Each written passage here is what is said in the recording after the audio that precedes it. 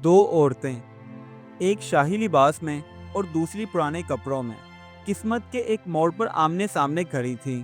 एक राज छुपा था उनकी जिंदगियों में, जो एक फकीर की जुबानी खुलने वाला था। क्या दौलत ही सब कुछ है, या सब्र का फल सबसे मीठा होता है? ये कहानी है दो बीवियों की किस्मत की। एक छोटे से गांव में हाजी सिराज नामी बुजुर्ग अपनी दो बीवियों बानो और सलमा के साथ रहता था। बानो हमेशा जेवरात से लदी रहती थी, जबकि सलमा हमेशा सादे कपड़े पहने घर के काम करती ही नजर आती।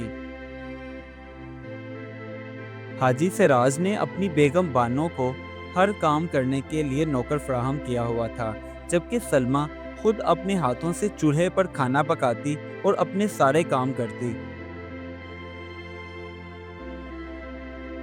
वक्त गुजरने के साथ साथ हाजी साहब की तबीयत खराब रहने लगी, जिसकी वजह से उनकी दोनों बीवियां परेशान हो गईं। बानो की परेशानी की वजह तो ये थी कि कहीं उसे अपने शोहर को संभालना न पड़ जाए, जबकि सलमा इस वजह से परेशान थी कि ये तो हमारे सर का ताज हैं, इन्हें कुछ नहीं होना चाहिए। इसलिए वो हाजी साहब के खाने पीने और दवा का मुकम्मल ख्याल रखती। हाजी साहब, जो कि सलमा को पसंद नहीं करते थे, इसलिए अब वो उसे अपनी खिदमत करता हुआ देखकर शर्मिंदगी महसूस करते। उन्होंने एक दिन बैठे बैठे वसीयत लिखी और बाद में उसे एक बॉक्स में रखकर बंद कर दिया। बानो, जो कि बहुत लालची थी, इसलिए वो हमेशा अपने जेवरात और सोने के सिक्के निकालकर अपने ख्यालों में खोई रहती, जबकि सलमा दूसरों का ख्याल रखने वाली औरत थी, इसलिए वो अपने हिस्से का खाना भी फकीर को दे देती। चंद दिन बाद हाजी सिराज साहब इंतकाल कर गए। पूरा गांव जनाजे में शरीक हुआ और दोनों बीवियां सलमा और बानो गम में डूब गईं, मगर दिल अलग अलग सोचों में गुम थे।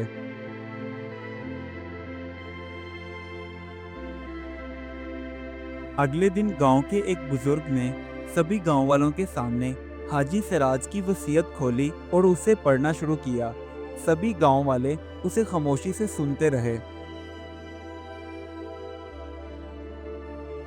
हाजी साहब ने, जो कि सारी जिंदगी सलमा के साथ नाइंसाफी की थी और अपने आखिरी वक्त में उसे अपनी खिदमत करता हुआ देखकर अपनी सारी जमीन जायदाद सलमा के नाम कर दी।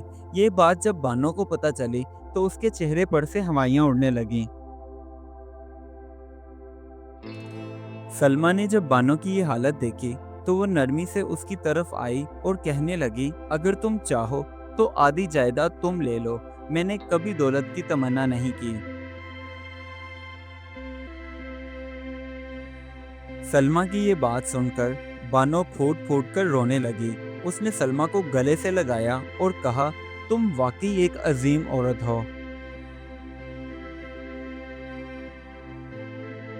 सलमा ने आधी दौलत बानो को देने के बाद बाकी जो बची उससे गरीबों के लिए एक लंगर खाना शुरू किया, जहां रोजाना सैकड़ों लोगों को खाना मिलता था।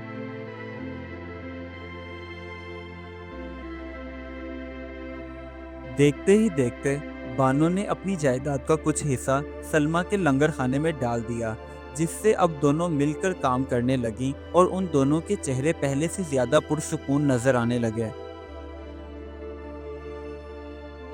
वक्त गुजरने के साथ साथ बच्चों की हंसी, बुजुर्गों की दुआएं और हर चेहरे पर खुशी बढ़ती ही जा रही थी, और ये सब सलमा के सब्र और दिल की दौलत का नतीजा था।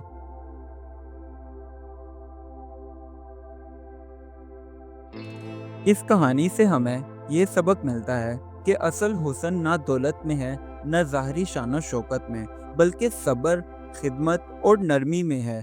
जो दिल से देता है, किस्मत उसी के लिए दरवाजे खोलती है।